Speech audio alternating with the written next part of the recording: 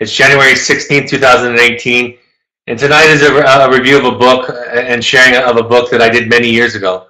I have the most wonderful job because I get to learn every day the things that I want parents and families to learn about, and it reminds me of it. And what surprises me about something like this is I went back over and listened to the broadcast I did on this book 8 years ago. In fact, I could hear my now 10-year-old child, when she was a year and a half years old, I could hear her crying in the background while I was broadcasting the webinar.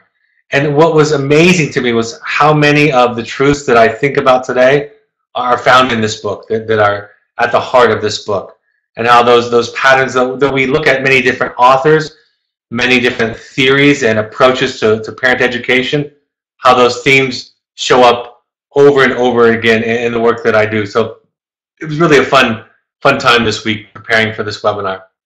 I like this because I think it playfully, there's an image on the screen that I'm showing for those watching the webinar portion, and it shows a long battlefield. It shows a person on a horse in front and a huge army leaving, and the two soldiers at the front of the army are saying to each other, "I hear it's because we're right and they're wrong."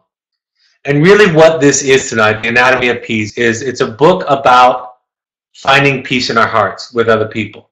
And most importantly, a fundamental principle that they talk about is this idea: it's not about the behavior.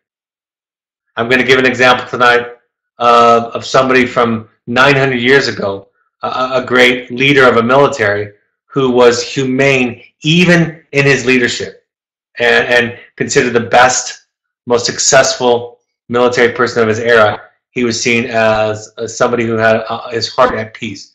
He saw even his enemies as humane, as human people. He treated them humanely. So there's this idea about how we regard people and how we regard our children. The Anatomy of Peace is the prequel written for the book, the Leadership and Self-Deception. And it tells the story. It starts off with children getting dropped off at a fictitious wilderness program.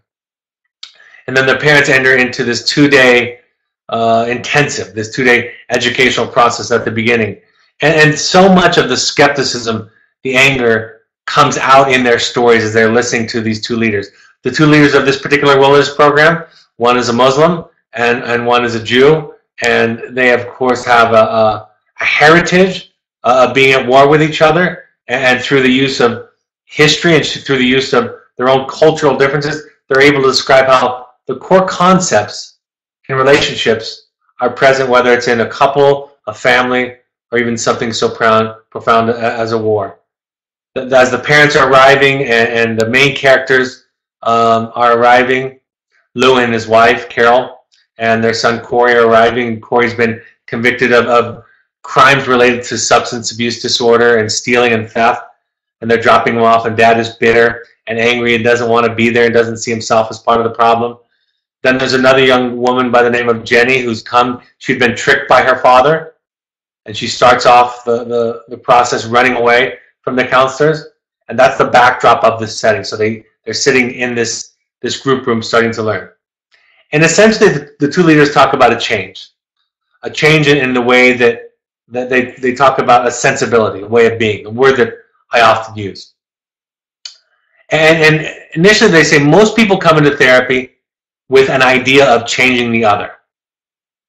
I joke about this idea that in couples therapy, and I've been doing couples therapy for 20 plus years, is that the underlying premise often in couples therapy is that couples show up and they are saying unconsciously, if not consciously, if you could just change this bozo over here, everything would be fine. And that most of the solutions that we see in our lives around conflict and in our family involve mostly other people changing, right? Our children getting better. And of course, the big shift in this book is the internal work that we do in relationship to the problem. You know, we talk about this idea in addiction work of codependency, this co-participation, this dance that we do, that to learn to extricate ourselves from that dance, to learn to focus on our own disease, we become a part of the solution. We become a part of helping. We stop intermittently reinforcing the behaviors and the patterns that we know are unhealthy. It's in the essence of the serenity prayer, right? The things that I can control and the things that I can't. The whole book is about shifting locus of control from external, that is, what happens in life, the facts or the facticity, that determines my success and my happiness, to how I deal with it, how I respond to it. It has the biggest impact on my peace, my serenity, my depression, my anxiety. So I've got to learn to change my relationship to others. I talk about this idea of Trojan horse therapy at Evoke. And then they do a good job of stating their own version of it in this book. You know, when the young girl Jenny is having a freak out about not going, Lou says to one of the counselors, you know, it's a rough day. And he says, yeah, some of the parents really struggle in this initial phase. And Lou is taken back because he's like, we're not struggling. Jenny, the teenager over there, is struggling. And the counselors go on to say, you know, we're really worried about you guys. We're really worried about the kinds of things that you need to do to make a change in the system. And although we have temporary stewardship over your children, you're going to have a lifelong relationship with your child. And I don't think it's a simple cause and effect, but going back into old systems, it's hard to maintain gains, right? You don't want to be part of the resistance to positive change. So this idea about the Trojan horse is that the gift is that we're going to fix your child, and we have a wonderful program that I believe in passionately. But after the gift is received, after the gift is let in, if you will, past the walls of the village, the walls of the town, then we as helpers, through the webinars, the assignments, the books, the phone calls, the parent coordinator, the parent portal, the podcasts, the parent groups, the parent workshops, we get out of the horse and we surround the family, the parents, and we do our work. And there's the great line from the play Wilderness that was out a couple of years ago that we hope will tour the country eventually, where one of our therapists is saying, you know, in essence, I hear parents say to me, essentially, you know, here's my kid, fix him, and when he's done, send him back to me. And I think the people that show up on these broadcasts, these webinars, these podcasts, the parents that get involved in our work at Evoke are not those parents. They're the ones that have begun to see the light, to see the wisdom, to see how possibly they might be contributing to the dynamic. And don't get in a hurry to get cured. Don't get in a hurry to get fixed. In fact, it's the parents that I work with who imagine themselves to be cured, who imagine themselves to be beyond it, are the ones that are most vulnerable to backsliding, most vulnerable to the kind of behavior that becomes a problem. Years ago, this is about 18 years ago, was a little longer, it was longer than that. This is 23 years ago. I went to a workshop that was presented by the Arbinger Institute, the same folks who wrote this book. And it was for the Real Wilderness program. One of my professors was a parent teacher, and so my wife and I went. We might have had a young child at that time. We did, I suppose, but we weren't having problems. We just went there. And I remember sitting and listening to the lessons that I'm going to be sharing with you tonight. And I remember thinking to myself, man, these are really, really good tools, really good skills, really good insights from my wife. She's going to get a lot out of this. And unbeknownst to me, my wife was sitting next to me thinking the same thing. These are really good lessons for Brad to be learning. So we left this 2-hour workshop, maybe 3-hour workshop. We got into our car to go home, and we had a fight with each other about the things that the other person needed to change. It was so ironic and so classic. But that's what people take away a lot from, you know, parent education, psychology, therapy sessions, is the answers, the application isn't to self, it's to other. What does my child need to listen to? What does my child need to learn? I remember doing a webinar some time ago about a book, The Letters of Juliet, which is all about this idea of looking at oneself, right? Stop looking at the other person to change. Make the transformation in you. In this book, the anatomy piece does a great job illustrating through a process the kind of transformation that can happen when an individual, father in this case, principally, seeks to get his heart to be at peace, even in in a situation where there's a lot of conflict and difficulty with his son. But most of the time, we don't take that in. So I'm doing this webinar on the letters of Juliet. And at the end of an hour long of making that point over and over again, one of the parents asks on the webinar the question, how do I get my child to see this? How do I get my child to look at themselves to see that they're part of the problem? And it demonstrates how ingrained that way of thinking is for us, right? We learn a new insight. We learn a new principle from Codependence Anonymous. We learn something from our therapy, and oftentimes our first instinct is to go home and share it with others to change them, instead of allowing that, which is much more of the difficult work, allowing that to bear fruit in us, to bear transformation in us. Self-deception is talked about in both the Anatomy of Peace and in the Leadership and Self-Deception book. And the fundamental self-deception is when we believe that we don't have a problem. It's not knowing that I have a problem, not knowing that I suffer from my own disease, my own mental health issue, and that it is worthy of my constant attention. And hope comes, like I said, it comes when we change our view, change our locus of control. Doesn't matter what relationship. They talk about it in this book as being at work. The second book is like I said, is the sequel that was written before. Actually, they were written out of order. But the second book is after Lou comes home and transforms his company and applies the principles to his company. This first book, it applies more specifically to family. This is where he first learned it.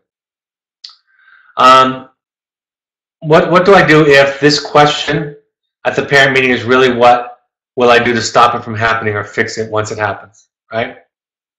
The question that I get so often from parents is, what do I do? How do I respond? What do I do if my child overreacts? What do I do if my child relapses? What do I do if my child runs? What do I do if my child berates me on a phone call? And the response is, you learn to do it differently. You learn to react differently. You don't try to prevent it. We don't work extra hard at guaranteeing that something won't go sideways. But we talk about how can you deal with it differently. How can you see it differently, which is going to lead you to dealing with it differently. And seeing it differently includes that mistakes are part of the growth process, that success is overvalued, that the detours and step backs are what people need to learn. I say just as often to my clients, my parents that I work with, I say just as often to them, are you ready for a change, as I would say to their children. And by the way, we give the same message to your children. We talk about, when we're talking to them, we're talking about them changing, not you changing. And believe me, they want to spend a majority of the time on you changing in many cases. The parent meeting really is about changing parent. The parent education that they talk about is changing the parent. Even though few people attend the meeting with the overt idea that they have dropped their children off to get them fixed when they come to the parent meeting, in this book and the parent meetings that we run, they come to the meeting looking for ways to control their children, change the behavior of the children, asking questions like, give me the steps, what is the guarantee? I had a client tell me recently this week that she was saying when she first got into this work and getting help for her daughter, she would say that she would ask people, what are the steps, right? What's the trajectory? Give me the blueprint, if you will. And she said the old timers, the ones that have been around a long time, would look at her at the parent meetings and the Al-Anon meetings that she would attend, and they would just smile kindly. And now that she's farther along in the process, she realized that's not how it goes. You can't control this process. So they introduced this idea of two areas of focus. They call it the change pyramid. And they talk about how much time we spend focusing on things that are going wrong.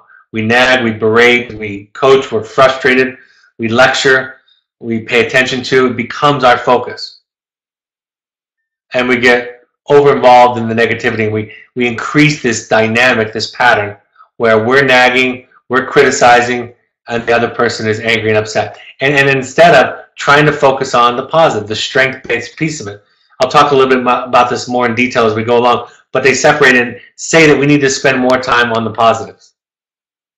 In this book, more than the other book, they talk about how our change can lead to an effective invitation into somebody else changing. They don't do that in the other book as much. So I won't invite my child to change if my interaction with him are primarily in order to get him to change. It is such an irony, right? We have to hold on loosely. We have to make invitations. We have to detach. We have to be neutral. We have to take a step back. We make invitations and we lead out. And sometimes we go to the meetings even when they don't come. I have parents ask me all the time about their co-parent or their spouse if I'm doing more couples-focused therapy. What do I do to get him or her to come to therapy? And I say, you invite them gently. And if they don't want to come, then you go by yourself. You go to that Al-Anon meeting yourself, or that parent meeting yourself, or that therapy session yourself. And you expand your capacity. He talks about this idea in the book. They talk about this idea that we're all surrounded by autonomous people who don't always behave as we like. It's kind of a humorous thing to say and rather obvious on its face. But I talk about that in the field all the time with the kids. Sometimes there'll be a very difficult student in the group that is really trying for the rest of the students and the clients. And I'll make the joke. I'll say something like, well, I didn't want to tell you this, but that student, that client is not really a client or a student at Evoke. That student or client is actually a staff member. We hire them. They look really young, but we hire them to come in and act out to teach you something, to teach you what you have to learn. Same thing with me in the group is the great gifts that my most oppositional, resistant clients have given me over the years. I oftentimes have overtly thanked them because I say, I have this idea that I can manipulate, control everybody, and you're reminding me that I can't. And I'll name it in the moment. Sometimes when children come home for transitioning home, when they come home for a home visit, maybe a phone call, aftercare, maybe it's program after program after program, the lesson is still in there for the parent. I will, when I have a good relationship, I'll tease the parent and say, we told your child to relapse. I'll let them in on the joke very quickly, but I'm trying to illustrate, what's the lesson? What's the takeaway? That's what's more valuable in this than the success in and of itself. And as a father, I know the trappings of wanting to focus on the success so much. The example they give from approximately 900 years ago is from a great warrior leader. I don't know if I'll pronounce his name perfectly, but it's Saladin. He was an Islamic warrior, and he showed great compassion. He did a lot of interesting things. He would show compassion toward the enemy.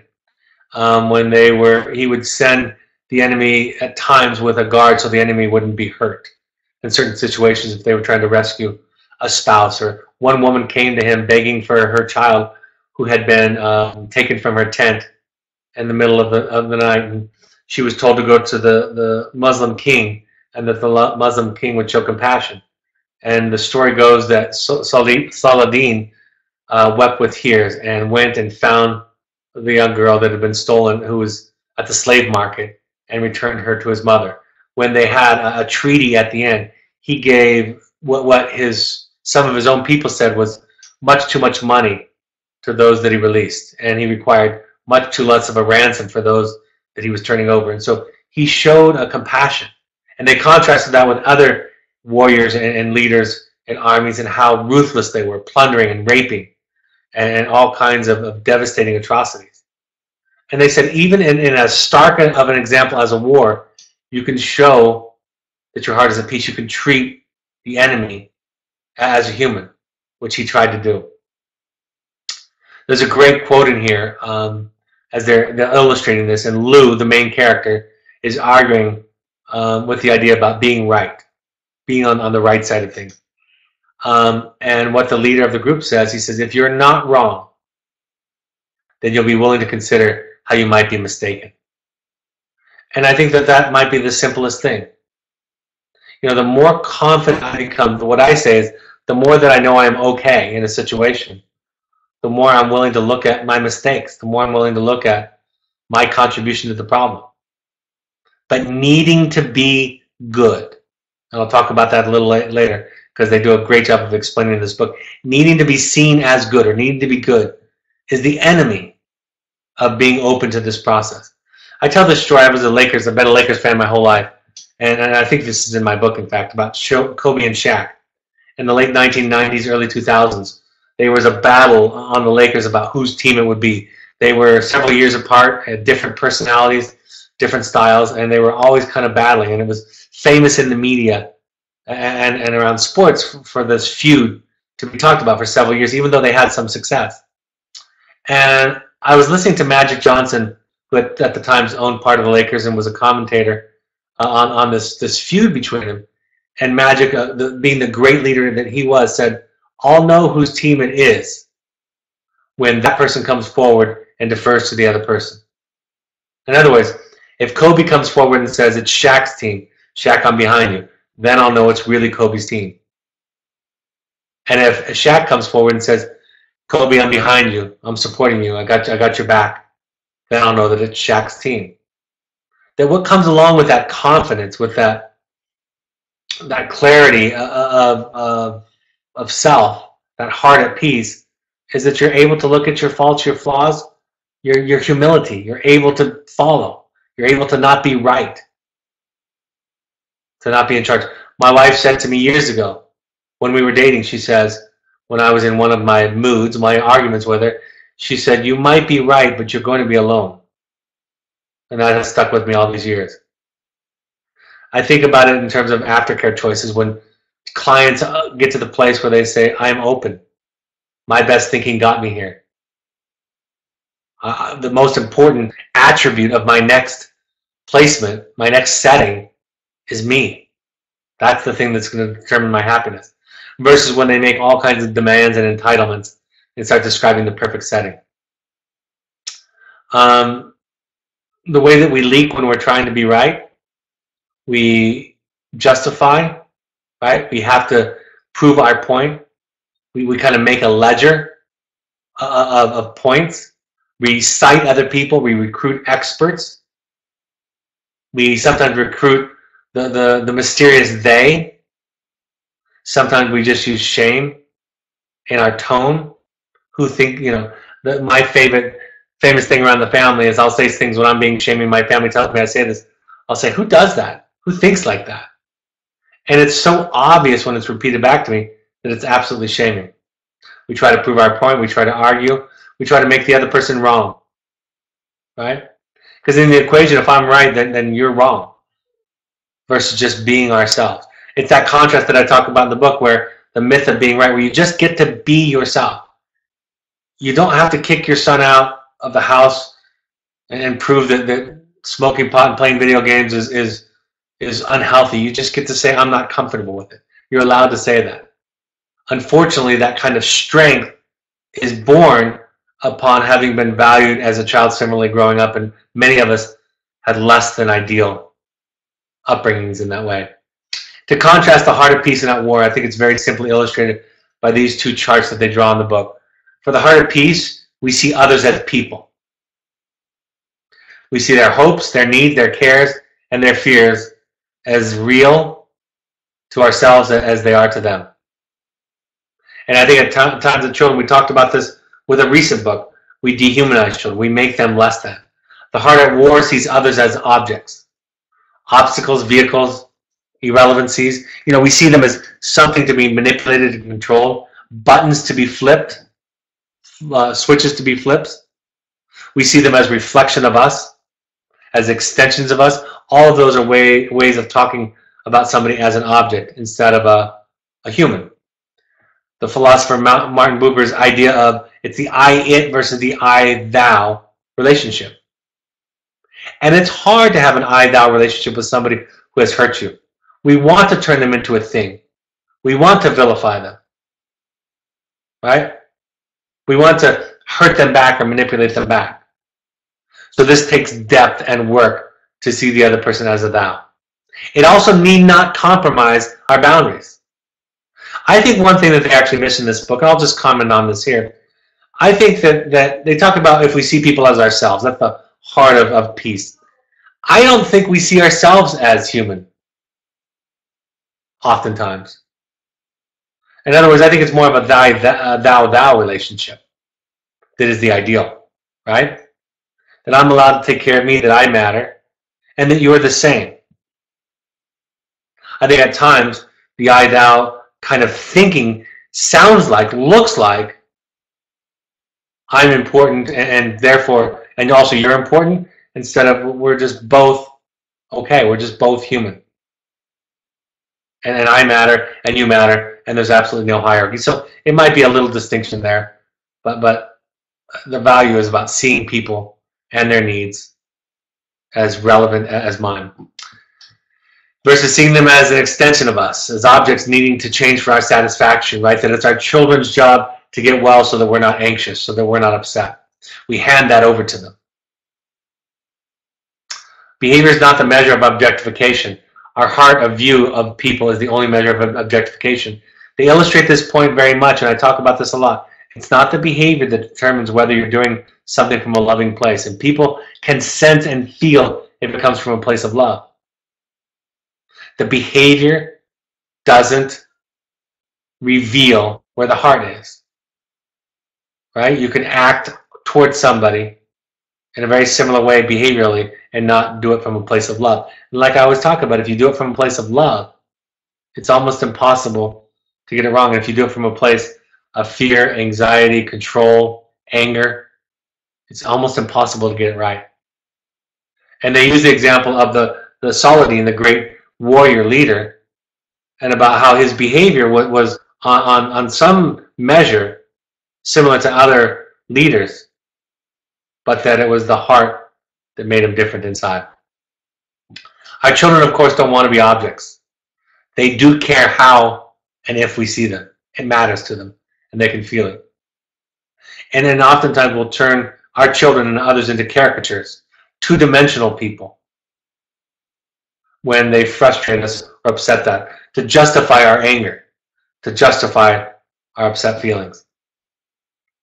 They talk about and present this idea of collusion in the book, that we collude with each other to create a scenario that is unending. We get frustrated and upset, and then we look for information to justify that frustration, anger, and upsetness. And then the other person participates in that dance with us. We demoralize the other person when we feel guilty.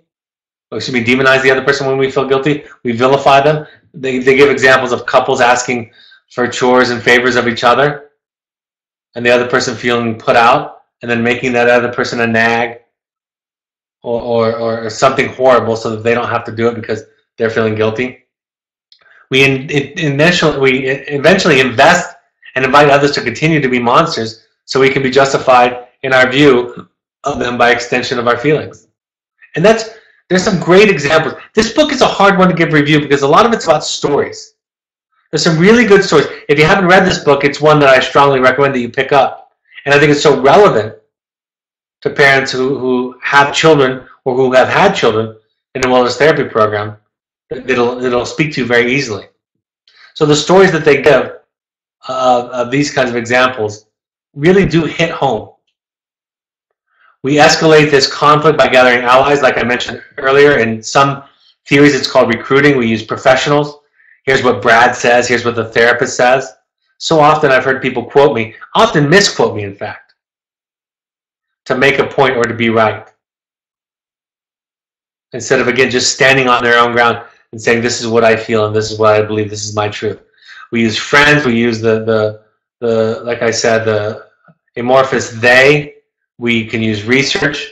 I talk about the dad and the marijuana question in this example, right? Where the father didn't have a sense that him saying what he felt with regard to, he had to prove to his son harmful effects of marijuana, like I mentioned a few minutes ago. Self-betrayal and war. Reality therapy is a theoretical stance in therapy that suggests that happiness and real peace comes from inside of oneself. There are few things so painful as contempt from others. Few things except one. As painful as it is to receive contempt from another, it is more debilitating by far to be filled with contempt for another. So again, it is what we feel that determines our happiness, and that is our responsibility. People don't cause that in us. It's like that old adage of resentment being like a poison that we drink, hoping and expecting others to suffer. Right? That our hatred is our punishment.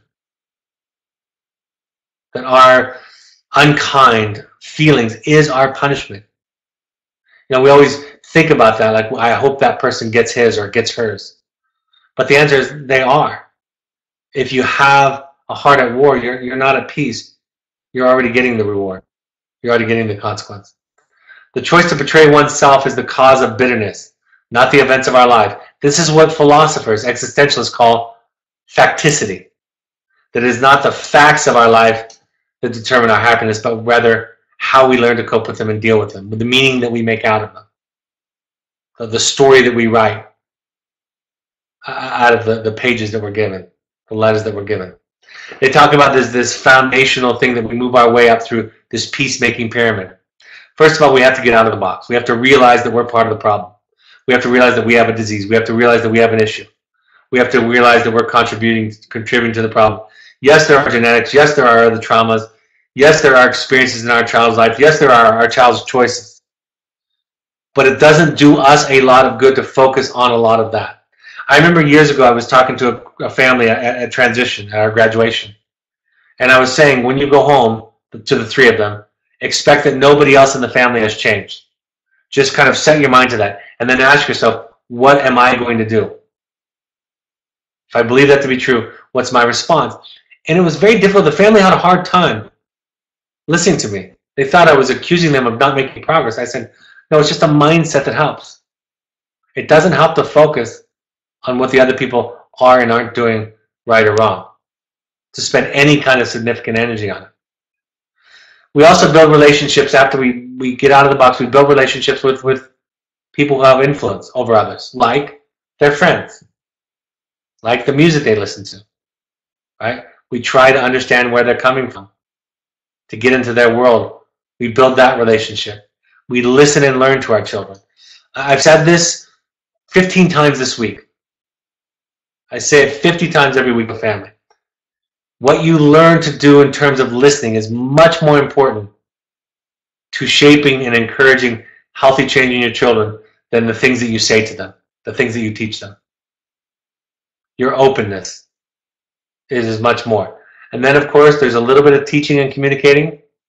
Then there's the correct behavior. But the foundation, right, the vast majority of the energy is on self-work. That top part of the pyramid is the least amount of time and energy we spend on this process, which I think a lot of us flip that upside down. Styles of justification, or being in the box, as they call it, that I'm better than you. I'm better than my children. I'm better than my wife in this situation, right? That idea that somehow I'm better than. I deserve more respect. I deserve something back. I deserve to be given a break. I deserve extra. This must be seen as, I think this is probably the most insidious one, the one that's the most unnatural to break free of, that the idea that in order to become a more enlightened parent, one has to accept that one is an idiot parent. That to be a more enlightened person, one has to be able to look at one's faults and failings and mistakes more courageously, more easily, even have a sense of humor with them.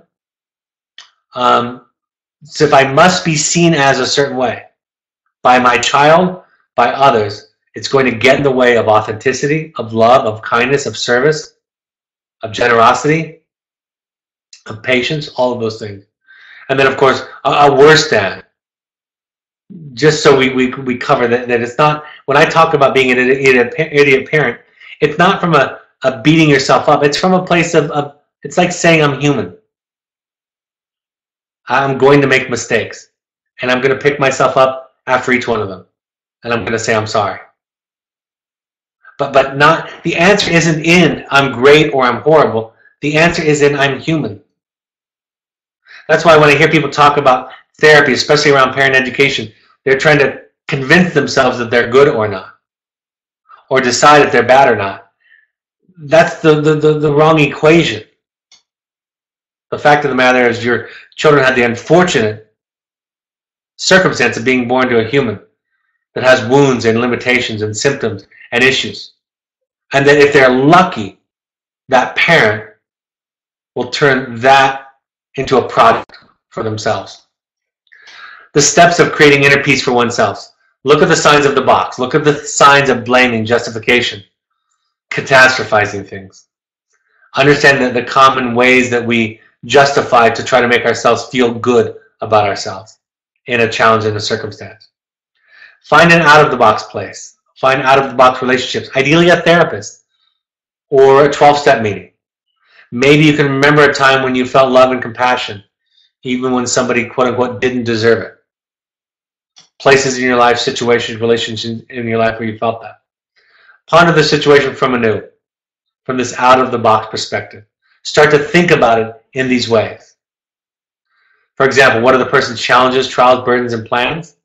How am I or some group of which I'm a part of adding to these challenges, trials, burdens, and pains? In what ways have I mistreated this person? In what ways are my box styles interfering with the solutions?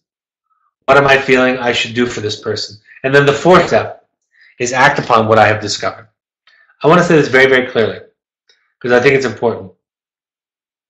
This creating inner peace four-step process in step 3 has several principles involved. Is what it means to be a courageous parent, a heroic parent. You know, when I work with families, and I've been working with them for many years now, and families make the turn and they show up on these podcasts and they show up in these sessions, they show up at our parent support groups, and they're just looking at themselves. And they've learned to start to do battle with and let go of their guilt so they can show up. They've learned to take the sting out of blame, the shame out of blame. They've learned to see where they're wounded. They themselves are dented, and they in turn dent their children. And they can work on it. They can apologize. They can keep trying. When parents start to do that, my thought is that's the most wonderful gift that a parent can give to a child. And it changes everything. So creating this inner peace, what this book talks about, is that shift. So here are some of the take-home lessons from the book. Most of the time and effort should be spent on the lower levels of the pyramid, right?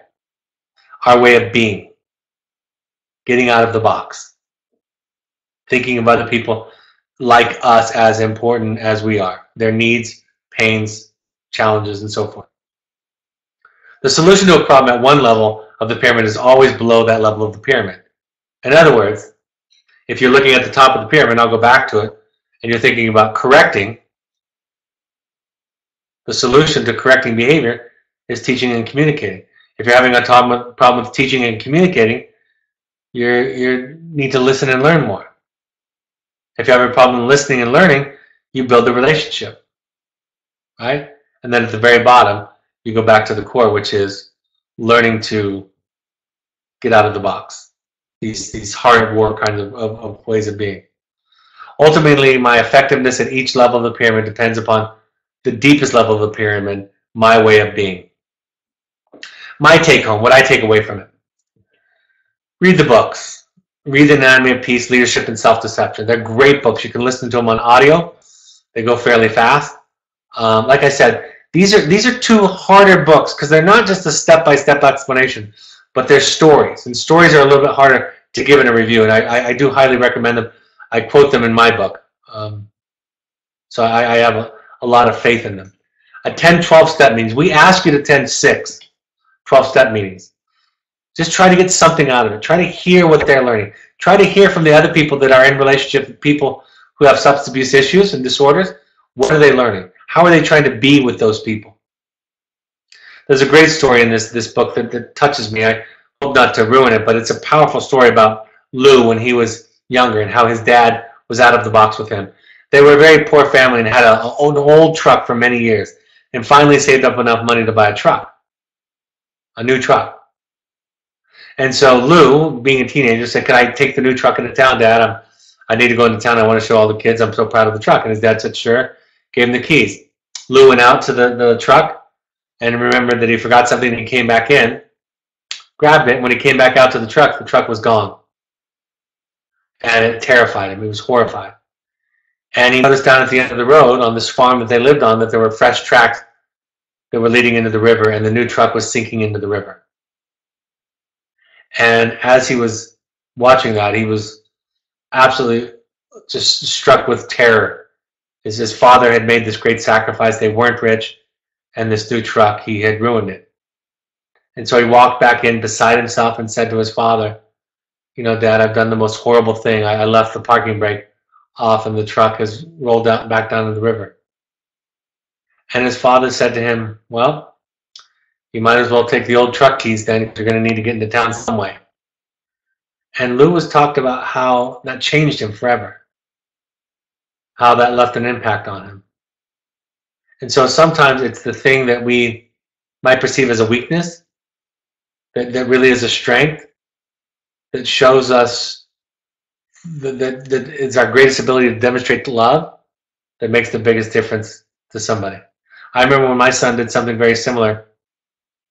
We had a boat back in the day, and it's the first time I think he was pulling the boat himself, and I was really worried about it. He was 17 or so, and I was giving him directions, and remember, you have this boat behind you, and don't forget. And he was like, yeah. And I turned around and I walked back toward the front door of the house, and by the time I got to the front door, I heard this large crashing sound, and he had turned sharp around, leaving our driveway. There was a stone wall there, and he had crushed it, and the boat was sitting up on its edge. And there was insurance, but several $1,000s worth of damage to our property. And I remember thinking that he can't feel more horrible about this. There's no way that anything I could say could make it feel horrible. And so I said, "Man, we got to get a picture of this, because this is amazing. Nobody's going to believe this." And we talk about this to this day. It was a moment when the correct thing wasn't important. Being right wasn't important. Remember, this is your journey. Don't lose track of that. You have your own project. Your codependency, your relationship issues, your mental health is the focus. And that's the best way to impact your child. Own your stuff. Practice the communication. Practice listening. And do your work. By the way, the young girl that I mentioned at the beginning of the book, that they mentioned at the beginning of the book, Jenny, they had an exercise about how to deal with her, because she didn't want to go in. She took her shoes off. It was in Arizona. Her feet were being blistered. And the staff came up and they offered her shoes, and she rejected their shoes, but the staff took off their shoes anyway. And they sat with her. They sat with her in her pain. They sat with her in the hole that she was in. They sat with her as equals. Even though she wouldn't take the shoes, they took the shoes off their feet, even though it was blistering hot outside, just to be with her. And so we don't necessarily pull our children up to where we are. We get in it with them. We get under the bus with them. We get in the hole with them. We sit beside them, and we offer them the comfort of our presence, our humanness, our being with them. Paul Goddard said, one of our therapists said, we lose our ability to influence our children when we try to control them. I used to have this slide at the end of every presentation for years, because in the first 3 or 4 years, it happened a lot more than it does now. Parents would listen to me and would feel guilty. I would say, "Oh, I've made so many mistakes." So I would have this slide where I would say it's not cause and effect, right? That the outcome of healthy parenting is its own reward. That healthy parenting doesn't produce well-behaved children. That healthy parenting produces peace and serenity and meaningfulness and quality of life for the parent. And that can then have a wonderful impact on the child. And this idea that it's cause and effect is the very nature of objectification, right? If I can change you, if I can control you, you by some definition become an object. I remove the element of choice and agency and autonomy, like I described earlier. Be careful of moving from disconnected and unaccountable to accountable for too much. right? It's finding this balance. That's why the words like dance and pattern and cycle are important, because those don't have a certain kind of punctuation to them. There's not a beginning and an end, a cause and an effect. It's a co-participation. And by looking at it in that non-punctuated way, we can strip away some of the guilt, the anxiety, and the shame. All right, I'm happy to take any live questions or comments. The peacemaking pyramid has been the most important thing I took away from this book. I thought my role of a parent was to correct and to teach. I had no context about the bottom 2 steps of the pyramid.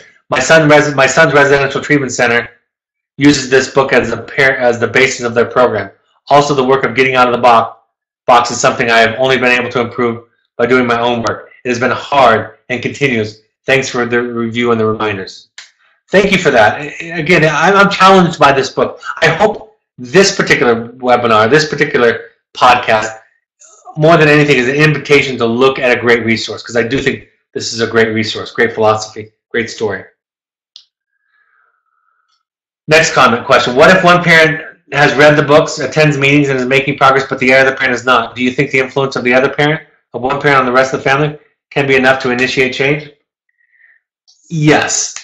The research shows that children need at least one person,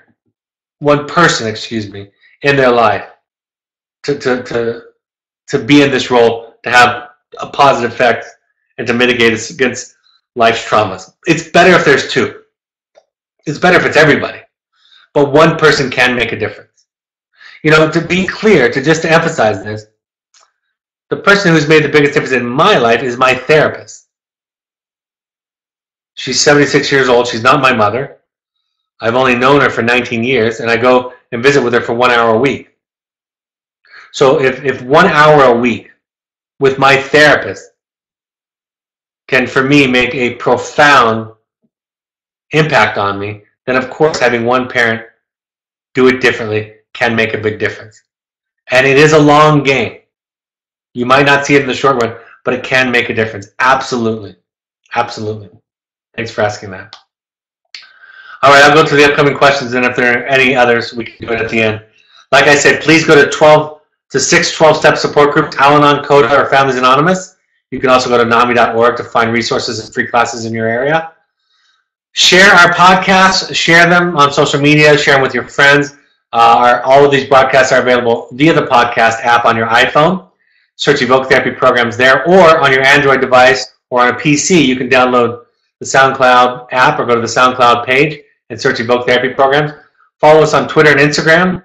On Facebook, search us at Evoke Therapy Programs. Find the Second Nature Alumni Foundation on Facebook, and of course, go to our blog.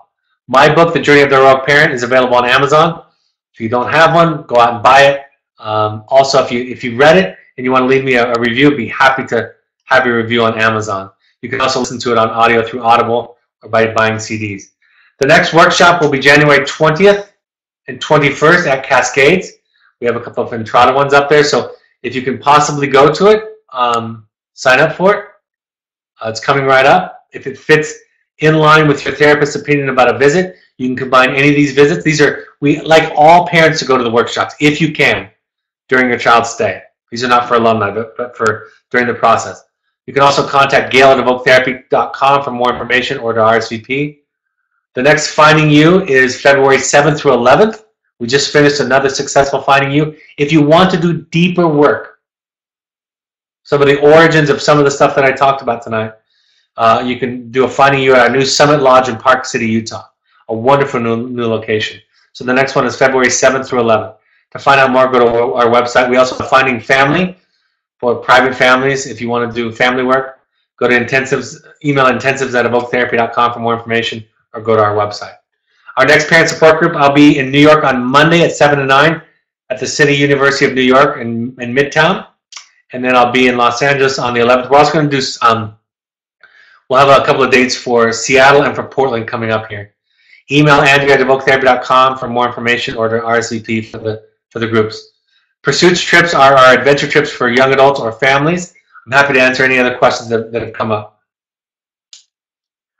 Next question. If you are not seeing change in your child, is it safe to say that you yourself as a parent have not done enough of your own work? I don't know if that's true or not. That's a great question. I like the humility of that question.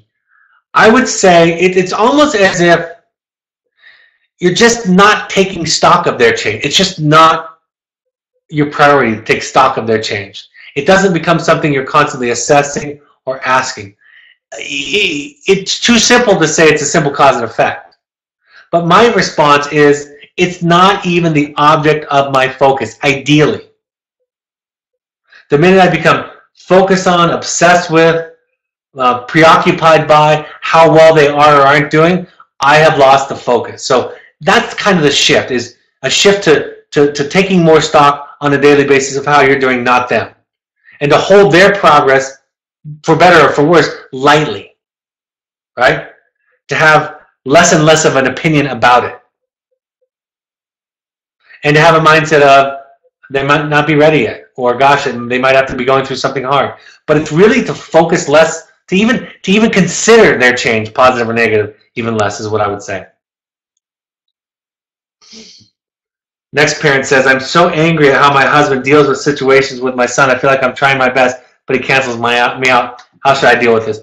I would say go to this book. Read this book if you haven't. There's also a webinar and a podcast on co-parenting. It's so hard to stay on your side of the street when somebody is sabotaging and working against you. No doubt about it. But you're going to need extra support. You're going to need extra classes, extra books, extra support groups to not have your anger and frustration with him become now your problem. Right? That's the key. If your resentment and anger and frustration with him gets in you, right, festers in you, then you become part of the problem. So you change, it's a practice. You change your focus. And you get extra support, like I said, in therapy, so that you can develop more compassion for your struggling husband, for your struggling wife, if it's a wife or a mother, or a husband or a father. But it's so easy to get trapped in the resentment. And I don't doubt that he's working across cross purposes with you. That's not the point or not. So this book helps. The co-parenting book helps. I think it can help in this process too. So, and I'm sorry you're dealing with that. All right, folks, thank you for joining us tonight. The fact that you're here is a testament to you trying to get out of the box. I appreciate and respect it. I know how hard it is to stay out of the box. I found myself in the box today more than once with other people in my life. I'll decide the next topic tomorrow. It'll be Thursday, this Thursday evening at 7 p.m., January 18th. Have a great couple of days, and I'll talk to you in 48 hours. Take care. Bye-bye.